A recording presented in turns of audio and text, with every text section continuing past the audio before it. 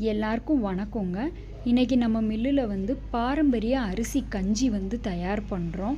இது என்னன்னு பார்த்தீங்கன்னா, பாரம்பரிய அரிசி வகைகளில் ஃபுல்லாக எடுத்துக்கிட்டு அதில் மிளகு, சுக்கு, ஓமம் 3ம் கலந்து கஞ்சி மாதிரி செஞ்சு சாப்பிட்றது தான் இது.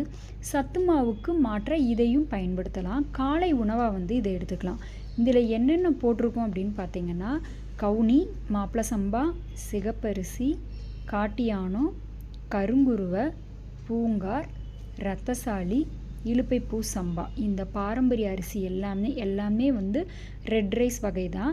இதை எல்லாத்தையும் எடுத்துட்டு நல்ல பொன்னிறமாக வர்ற வரைக்கும் வறுக்கணும். மிதமான தீயில வறுத்துட்டு இதோட பார்த்திங்கன்னா மிளகு, சுக்கு, ஓமம் 3யும் சேர்த்துட்டு இந்த கொழகொழப்புக்காக நம்ம வந்து பாசி பருப்பு வந்து சேர்க்குறோம்.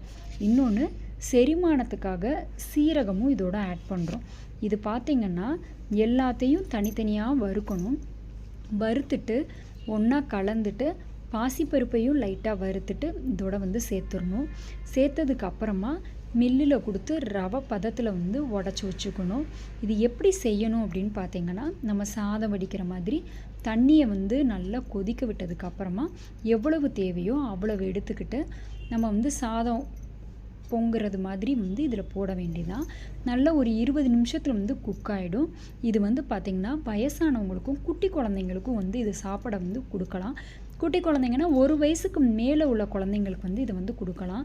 இதில் வந்து அதிகப்படியான நார் சத்தும் இருக்கும். அதே சமயத்தில் லிக்விட்னால உங்களுக்கு சீக்கிரமாக டைஜஷனுக்கும் உதவும். இந்த கஞ்சி வந்து காலையில் சாப்பிட்றதுக்கு ரொம்ப நல்லாயிருக்கும். இதில் நீங்கள் வேணால் கருவேப்பிலை, கொத்தமல்லி, பூண்டு, இஞ்சி இது வேணால் நீங்கள் ஆட் பண்ணிக்கலாம் உங்கள் ஃப்ளேவருக்கு தக்கன. இந்த இது வந்து இன்றைக்கி நம்ம சாயங்காலத்துலேருந்து நம்ம மில்லில் கிடைக்கும். இது தேவைப்படுறவங்க வாங்கி பயன்படுத்துங்க. இதுக்கு தொட்டுக்கிறதுக்குன்னு பார்த்திங்கன்னா துவையல் வந்து வச்சுக்கலாம். காலை உணவுக்கு வந்து ரொம்ப நல்லாயிருக்கும். ட்ரை பண்ணி பாருங்கள். நன்றி.